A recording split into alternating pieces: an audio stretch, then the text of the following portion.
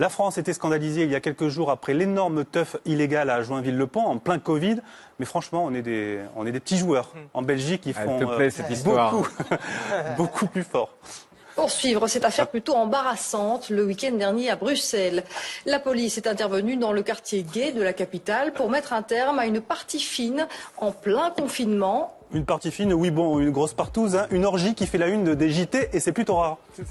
Alors les faits se sont déroulés vendredi soir au premier étage d'un bar dans le centre de Bruxelles. La police est arrivée suite à des plaintes du voisinage. Sur place, elle découvre une vingtaine de personnes, apparemment uniquement des hommes. Au premier étage, la police a trouvé 25 personnes en petite tenue. Lors de l'intervention, un des hommes tente de s'enfuir par la gouttière. Et c'est à cause de l'homme qui a tenté de s'enfuir par la gouttière que tous les médias belges parlent de cette soirée clandestine, car il ne s'agit pas de n'importe qui, mais de 7 eurodéputés autrichiens, membres du Parti conservateur de Viktor Orban.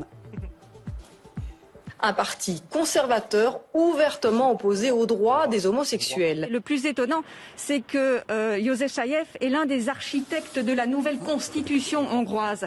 Un texte ultra-conservateur qui sanctifie en quelque sorte le mariage comme étant l'union exclusive entre un homme et une femme. Participer à une partouze gay, être marié à une femme et être ouvertement opposé aux droits des LGBT, c'est un joli combo. Sur Euronews, on avait une petite info en plus. In his statement says, as the police had confirmed that there were drugs on him and that he said that there was an ecstasy pill on him but that he didn't know where it had come from. Alors l'eurodéputé hongrois et non autrichien, comme j'ai dit, a démissionné. Et on referme ce dossier avec cette citation de l'organisateur de la partouze qui m'a fait toute la journée.